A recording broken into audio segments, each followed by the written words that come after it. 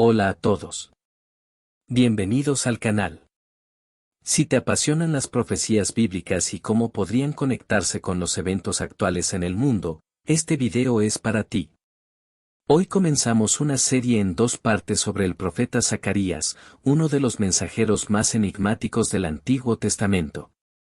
No olvides suscribirte, darle me gusta, compartir este video con tus amigos y dejarme tu opinión en los comentarios.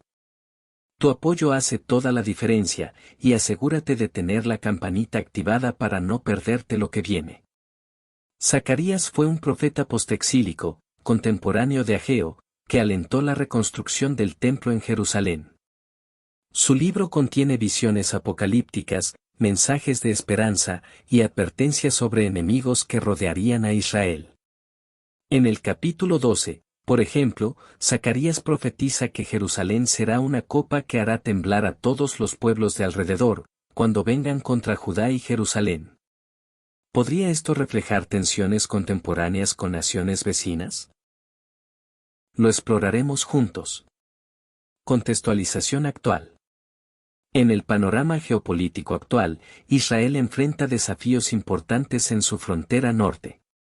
Aunque no pretendemos afirmar que cada evento es un cumplimiento literal, si analizamos cómo ciertos patrones parecen repetirse a lo largo de la historia, lo que hace que las palabras de Zacarías cobren vida hoy más que nunca. El libro de Zacarías contiene descripciones de visiones concerniente a la reconstrucción de Jerusalén y el templo, el recogimiento del Israel esparcido, y el triunfo de Israel sobre sus enemigos. El libro termina con profecías del ministerio mortal del Salvador y su regreso final en gloria. Zacarías fue uno de los profetas posteriores al exilio de Judá en Babilonia.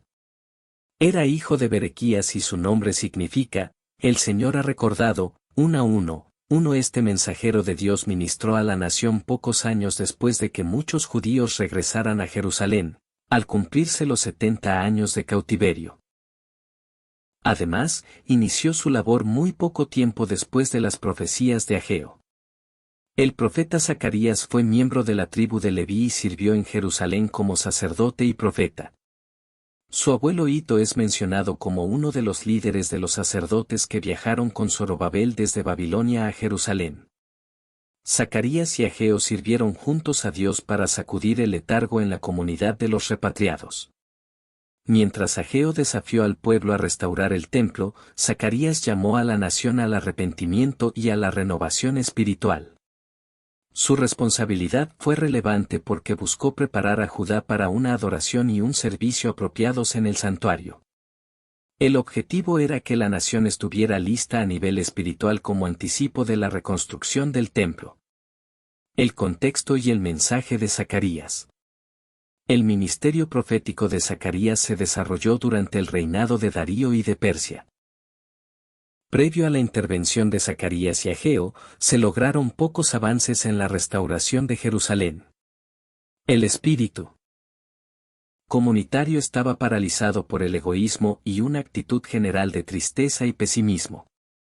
Un pequeño porcentaje de los cautivos hebreos había regresado a Judá y la ciudad todavía estaba en ruinas. El templo seguía siendo una pila de escombros y la tierra estaba azotada por sequías y plagas. En ese contexto, Dios envió a los 2 profetas para promover la reconstrucción del templo, por medio de Ageo, y para despertar a la gente espiritualmente, por medio de Zacarías. Ambos llamaron a Judá al arrepentimiento para buscar al Señor mediante el ayuno y la oración. El libro de Zacarías contiene 2 textos claves. El primero constituye un llamado al pueblo a arrepentirse, vuélvanse a mí, declara el Señor. El segundo anticipa un tiempo de restauración futura en el final de los tiempos, volveré a Sión y en medio de Jerusalén moraré.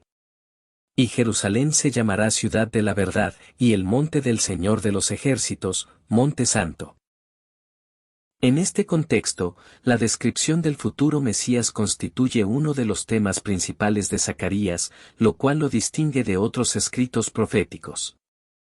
¿Cómo murió Zacarías, hijo de Berequías? En ese momento, Dios impulsa a Zacarías, hijo de Jehoiada, a profetizar en contra de esta nueva situación. Debido a esa oposición molesta, Zacarías acaba siendo apedreado mientras dice, véalo el Señor y exija cuentas, causa del cambio a Baraquías presente en Mateo 23. El contexto en Mateo. Jesús está denunciando a los escribas y fariseos por su hipocresía y por perseguir a los profetas y maestros que Dios envía. Él menciona a Abel como el primer justo asesinado y luego a Zacarías, hijo de Berequías, como un ejemplo más reciente de este patrón de violencia. Jesús dice que este Zacarías fue asesinado entre el templo y el altar, un lugar sagrado que debería haber protegido al hombre de Dios. Esta referencia sirve para ilustrar la gravedad del pecado de la generación de Jesús y anticipar el juicio que caerá sobre ellos. Profecías. El octavo mes del año segundo de Darío el Señor dirigió esta palabra al profeta Zacarías, hijo de Berequías y nieto de Idó. Los antepasados de ustedes irritaron sobremanera al Señor. Di, pues, a los israelitas, esto dice el Señor del universo, vuelvan a mi oráculo del Señor del universo y yo me volveré a ustedes. Es palabra del Señor del universo. No imiten a sus antepasados a quienes ya los más antiguos profetas interpelaban diciendo, así les habla el Señor del universo, cambien de conducta, abandonen su mal proceder y sus perversas acciones. Pero ni me escucharon ni me hicieron caso alguno oráculo del Señor.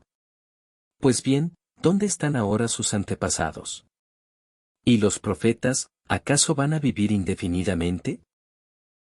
Sin embargo, las palabras y preceptos que encomendé transmitir por medio de mis siervos, los profetas, encontraron acogida en sus antepasados que se convirtieron reconociendo que el Señor del universo los había tratado de acuerdo con su proceder y sus acciones. Primera visión, los jinetes. El día 24 del 11º mes, es decir, el mes de Sebat del reinado de Darío, el Señor dirigió su palabra al profeta Zacarías, hijo de Berequías y nieto de Idó, que se expresó en estos términos.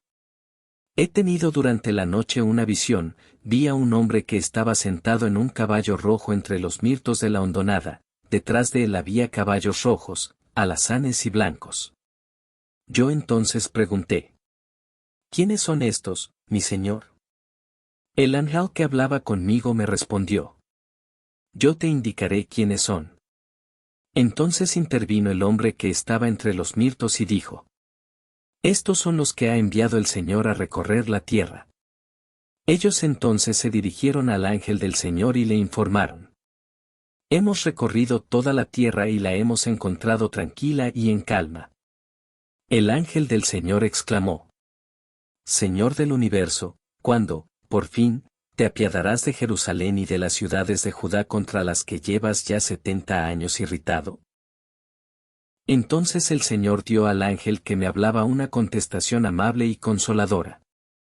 Así que el ángel que hablaba conmigo me dijo: proclama, esto dice el Señor del universo, estoy profundamente enamorado de Jerusalén y de Sión, y es grande mi enojo contra las naciones que, seguras de sí mismas, se aprovecharon de que yo no estaba muy irritado contra ellas para intensificar su hostilidad. Por eso así dice el Señor, miro compasivo a Jerusalén donde será reconstruido mi templo oráculo del Señor del universo junto con el resto de la ciudad. Y proclama también, esto dice el Señor del universo, mis ciudades rebosarán bienestar, el Señor colmará de nuevo a Sión de consuelo y Jerusalén podrá aún ser elegida. Segunda visión, los cuernos y los herreros. Alcé la vista y, al mirar, vi 4 cuernos. Pregunté entonces al ángel que hablaba conmigo: ¿qué representan esos cuernos? El ángel me respondió: representan el poder de quienes dispersaron a Judá, a Israel y a Jerusalén. A continuación el Señor me hizo ver 4 herreros. Y yo pregunté: ¿qué es lo que estos vienen a hacer? Me contestó: los cuernos representan a quienes dispersaron a Judá hasta el punto de que ya nadie podía levantar cabeza. Los herreros, por su parte, vienen para hacer temblar y derribar los poderes que esas naciones desencadenaron contra el país de Judá a fin de dispersarlo. Tercera visión, la cinta para medir. Alcé la vista y, al mirar, vi a un hombre que tenía en la mano una cinta para medir. Le pregunté: ¿A dónde te diriges? Me respondió: a medir Jerusalén para saber cuál será su anchura y su longitud. Se marchaba ya el ángel que estaba hablando conmigo, cuando otro ángel le salió al encuentro y le dijo: anda y di a ese joven, Jerusalén será una ciudad abierta, habitada por una multitud de personas y animales. Y yo seré para ella oráculo del Señor, una muralla de fuego alrededor y un motivo de gloria en medio de ella. Invitación a los desterrados. Ea, vamos. Escapen del país del norte. Oráculo del Señor. Yo los dispersé, dice el Señor. Por los 4 puntos cardinales. Pues bien, arriba, Sión. Trata de ponerte a salvo. Tú que habitas en Babilonia. Esto dice el Señor del universo, de quien soy su mensajero autorizado. Acerca de las naciones que los despojaron. El que los toca a ustedes. Toca a las niñas de mis ojos. Yo castigaré a esas naciones, que serán botín de sus esclavos. Y así ustedes reconocerán que he sido enviado por el Señor del universo. Grita de alegría, Sión. Pues en medio de ti vengo a morar. Oráculo del Señor. En aquel día se unirán al Señor naciones sin cuento. Se convertirán en pueblo mío. Yo habitaré en medio de ti. Y tú reconocerás que es el Señor del universo, quien a ti me ha enviado. Judá será la tierra santa, posesión y heredad del Señor, que de nuevo elegirá a Jerusalén. Calle, pues, ante el Señor todo viviente, porque está decidido a entrar en acción desde su santa morada. Cuarta visión, el sumo sacerdote. Me mostró el Señor a Josué, el sumo sacerdote, que estaba de pie ante el ángel del Señor, mientras que Satán estaba a su derecha para acusarlo. El ángel del Señor dijo a Satán: que el Señor te amoneste, Satán, que el Señor que ha elegido a Jerusalén te amoneste. ¿No es acaso este un tizón sacado del fuego? Estaba Josué vestido con ropas sucias de pie en presencia del ángel, que se dirigió a los que estaban junto a él y les ordenó: quítenle esas ropas sucias. A continuación dijo a Josué: mira, te libro de tu pecado y te visto con traje de fiesta. Y añadió: que pongan un turbante limpio sobre su cabeza. Pusieron, en efecto, sobre su cabeza un turbante limpio y lo revistieron de sus vestiduras. Entonces el ángel del Señor, que permanecía en pie, hizo este pacto con Josué: así dice el Señor del universo, si sigues mis caminos y cumples mis preceptos, estarás al cargo de mi templo, custodiarás mis atrios y te daré un puesto entre los que están a mi servicio. Escucha, además, sumo sacerdote Josué, tanto tú como los compañeros que se sientan ante ti y que constituyen un presagio profético, miren que voy a suscitar a mi siervo Germen. Y ahí está la piedra que pongo ante Josué, una piedra única que tiene 7 ojos y sobre la que voy a grabar su inscripción: oráculo del Señor del universo. En un solo día borraré la iniquidad de esta tierra, y aquel día, oráculo del Señor del universo, se invitarán unos a otros a la sombra de la parra y de la higuera. Quinta visión, el candelabro de oro y los 2 olivos. Retornó el ángel que hablaba conmigo y me despertó como se despierta a alguien que está dormido. Y me preguntó: ¿qué estás viendo? Respondí: veo un candelabro de oro macizo rematado en lo alto con un depósito de aceite, tiene 7 lámparas y 7 tubos que llevan el aceite a cada una de las lámparas. Junto a él hay 2 olivos, uno a la derecha y otro a la izquierda. Pregunté entonces al ángel que hablaba conmigo: Señor, ¿qué significa esto? El ángel me contestó: ¿no sabes lo que significa? Le respondí: no lo sé, Señor. El ángel me dijo: las 7 lámparas representan los ojos del Señor que inspeccionan toda la tierra. Le pregunté de nuevo. Y tanto los dos olivos que están a la derecha e izquierda del candelabro, como las dos ramas de olivo que, por sus conductos de oro, vierten su aceite dorado, ¿qué representan? El ángel me respondió. ¿No sabes lo que representan? Le contesté. No lo sé, Señor. Entonces él me dijo. Son los dos ungidos que están al servicio del dueño de toda la tierra. Palabra del Señor sobre Zorobabel. Esta es la palabra que el Señor dirigió a Zorobabel. No depende, el éxito, de la fuerza o de la violencia, dice el Señor del universo, sino de mi espíritu.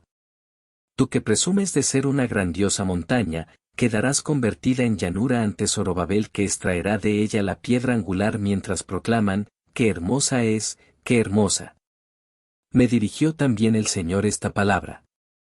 Las manos de Zorobabel pusieron los cimientos de este templo y ellas rematarán la obra. Así reconocerán que ha sido el Señor del universo quien me ha enviado a ustedes. ¿Dónde están los que un día no tomaron en serio los modestos comienzos? Ahora se alegran al ver a Zorobabel llevar adelante la obra. Sexta visión, el libro volando. Alcé de nuevo la vista y, al mirar, vi un libro que volaba. El ángel me preguntó. ¿Qué ves? Yo respondí. Un libro que va volando y que tiene 10 metros de largo por 5 de ancho. El ángel me dijo. Es la maldición que abarca a toda esta tierra, pues por una cara lleva escrito, ningún ladrón quedará impune, y por la otra cara, ningún perjuro quedará impune. Yo le he dado licencia, oráculo del Señor del universo, para que entre en la casa del ladrón y del que jura en falso utilizando mi nombre, y para que se instale allí hasta que todas sus vigas y sus piedras se conviertan en ruinas. Séptima visión, la mujer en el recipiente. El ángel que hablaba conmigo dio un paso adelante y me dijo. Alza la vista y mira eso que aparece. Yo pregunté. ¿De qué se trata? Me respondió. Es un recipiente y representa, añadió el ángel, la maldad de todo el país. Levantaron entonces la tapadera que era de plomo y apareció una mujer sentada en el interior del recipiente. El ángel me dijo. Es la maldad. Seguidamente la empujó hasta el fondo del recipiente al que tapó con la tapadera de plomo. Alcé entonces la vista y vi a dos mujeres que tenían alas como de cigüeña. El viento impulsaba sus alas y levantaron el recipiente entre la tierra y el cielo. Pregunté al ángel que hablaba conmigo. ¿A dónde llevan el recipiente? Me contestó. Al país de Senaar, donde le construirán un santuario y lo colocarán sobre un pedestal. Octava visión, los 4 carros.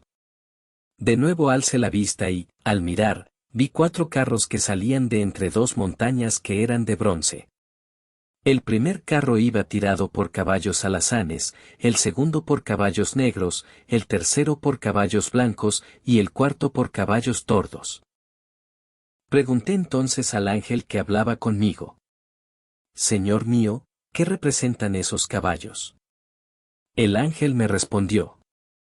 Representan a los 4 vientos del cielo que se ponen en movimiento después de haber estado en presencia del dueño de toda la tierra. El carro de caballos negros sale hacia el norte, el de caballos blancos parte siguiendo sus pasos, y el de caballos tordos avanza hacia el país del sur. Salieron con ímpetu decididos a recorrer toda la tierra. Apenas se les ordenó que salieran a recorrer toda la tierra, la recorrieron de inmediato. Y el ángel me llamó para decirme. Mira, los que se dirigen al norte intentan aplacar la ira del Señor en el país del norte. La corona. El Señor me habló en estos términos. Vete a casa de Josías, hijo de Sofonías, a donde acaban de llegar de Babilonia los deportados Heldai, Tobías y Jedaías, y haz una colecta. Toma oro y plata, fabrica una corona, ponla sobre la cabeza del sumo sacerdote Josué, hijo de Josadac, y dile. Así dice el Señor del universo, aquí está el hombre llamado Germen, a su paso todo germinará, él reconstruirá el templo del Señor. Reconstruirá, en efecto, el templo del Señor, recibirá honores reales y se sentará en el trono para gobernar. Un sacerdote se sentará en el trono y reinará entre ambos la concordia. En cuanto a la corona, se conservará en el templo del Señor para perpetuar la memoria de Heldai, Tobías, Jedaías y Josías, hijo de Sofonías. Vendrá gente de lejos a trabajar en la reconstrucción del templo del Señor y tendrán que reconocer que el Señor del universo me ha enviado a ustedes. Todo esto se cumplirá si obedecen puntualmente al Señor, su Dios. Libro de los Oráculos. El ayuno conmemorativo. El año cuarto del reinado de Darío, en el día cuarto del noveno mes, el mes de Casleu, el Señor dirigió su palabra a Zacarías. Betel-Sarecer había enviado a Rege-Melech, junto con sus colaboradores, para implorar el perdón del Señor y preguntar a los sacerdotes del templo del Señor del universo y a los profetas lo siguiente. ¿Debemos hacer duelo el quinto mes y ayunar tal como lo hemos hecho durante muchos años? Entonces el Señor del universo me dirigió su palabra en estos términos. Di a los sacerdotes y a todo el pueblo de la tierra. Cuando ayunaban y hacían duelo en el quinto y séptimo mes desde hace ya 70 años, ¿acaso lo hacían para honrarme a mí? ¿Y cuando comían y bebían, no lo hacían acaso para su provecho? Además, ¿no eran esas las palabras que el Señor pronunció por medio de los más antiguos profetas, cuando Jerusalén y las ciudades de su entorno estaban habitadas y vivían en paz, y cuando el Negev y la Cefela estaban también habitados? De nuevo el Señor dirigió su palabra a Zacarías. Así dice el Señor del universo. Juzguen con justicia y equidad, y practiquen con sus hermanos el amor y la fidelidad. No opriman a la viuda, al huérfano, al extranjero o al pobre, y no maquinen en su interior nada malo contra el prójimo. Pero no me hicieron caso, sino que me volvieron la espalda y, rebeldes, rehusaron escucharme. Endurecieron como un diamante su corazón para no prestar oído a la ley ni a las palabras que el Señor del universo les dirigía inspirando a los antiguos profetas. A causa de ello el Señor del universo se enojó sobremanera. Y así como el Señor llamó y ellos no escucharon, así yo dice el Señor del universo tampoco los escuché cuando me invocaron, sino que los dispersé entre naciones que no conocían. La tierra quedó asolada cuando ellos la abandonaron y nadie pasaba por allí. Así es como convirtieron en desierto un país tan espléndido. Oráculos mesiánicos. El Señor del universo me dirigió esta palabra. Así dice el Señor del universo.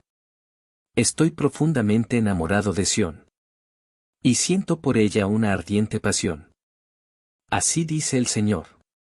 Volveré de nuevo a Sión. Y habitaré en medio de Jerusalén. Jerusalén será llamada ciudad fiel. Y se llamará Monte Santo. Al monte del Señor del universo. Así dice el Señor del universo. Ancianos y ancianas se sentarán. En las plazas de Jerusalén. Cada uno con un bastón en la mano. Debido a su avanzada edad. Muchachos y muchachas. Abarrotarán jugando las plazas de la ciudad. Así dice el Señor del universo. Aunque al resto del pueblo esto le parezca prodigioso en aquellos días, no será prodigioso para mí. Oráculo del Señor del universo. Pues así dice el Señor del universo. Voy a liberar a mi pueblo. Del país donde sale el sol.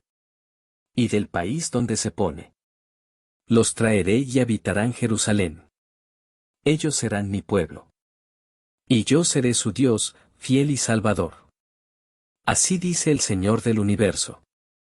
Cobren ánimo los que oyen las palabras que los profetas pronuncian estos días en que se echan los cimientos del templo del Señor del universo. Porque antes de estos días, ni personas ni animales percibían jornal, nadie podía moverse con seguridad, pues yo había enfrentado a unos contra otros. Pero ahora no me portaré como antes con el resto de este pueblo, oráculo del Señor del universo. Ahora sembraré todo de paz, la vid dará su fruto, los cielos dejarán caer su rocío y la tierra producirá su cosecha, todo esto daré en posesión al resto de este pueblo. Y así como antes fueron objeto de maldición entre las naciones, pueblo de Judá y de Israel, así ahora los salvaré y los convertiré en bendición. Cobren, pues, ánimo y no teman. Así dice el Señor del universo. Lo mismo que castigué y no tuve compasión de los antepasados de ustedes cuando provocaron mi cólera, dice el Señor del universo, así ahora, cambiando de parecer, he decidido favorecer a Jerusalén y a Judá. Así que no teman. Basta con que hagan lo siguiente: sean sinceros los unos con los otros, juzguen con equidad en sus tribunales y construyan la paz, no maquinen la maldad unos contra otros en su interior, ni se acostumbren a jurar en falso. Todas estas cosas me son aborrecibles, oráculo del Señor. El Señor del universo me dirigió su palabra en estos términos. Así dice el Señor del universo: los ayunos del cuarto, quinto, séptimo y décimo mes se convertirán para Judá en días de alegría y regocijo y en festivas solemnidades, siempre que amen la verdad y la paz. Porque así dice el Señor del universo, afluirán todavía pueblos y gentes de ciudades populosas. Y los habitantes de una ciudad irán a decir a los de la otra: vamos a implorar el perdón y la protección del Señor del universo, yo también voy. Y serán innumerables los pueblos y naciones poderosas que vendrán a Jerusalén para buscar la protección del Señor del universo e implorar su perdón. Así dice el Señor del universo. Sucederá en aquellos días que 10 hombres procedentes de distintas naciones y lenguas asirán a un judío por la orla del manto y le dirán: queremos unirnos a ustedes porque hemos oído que Dios está con ustedes. Las palabras del profeta Zacarías resuenan como un eco milenario que no ha dejado de vibrar en el corazón del tiempo. Visiones de caballos, ciudades sitiadas, enemigos acechando, y promesas de restauración nos muestran que sus profecías no eran solo para su generación, sino también una advertencia y una esperanza para las nuestras. Hoy, Jerusalén vuelve a estar en el centro del conflicto. Las tensiones con naciones vecinas como Siria parecen cumplir una y otra vez el patrón revelado por Dios hace más de 2 milenios. Y no se trata de sensacionalismo, sino de reconocer las señales que la Escritura nos dejó para discernir los tiempos. Pero esto apenas ha comenzado.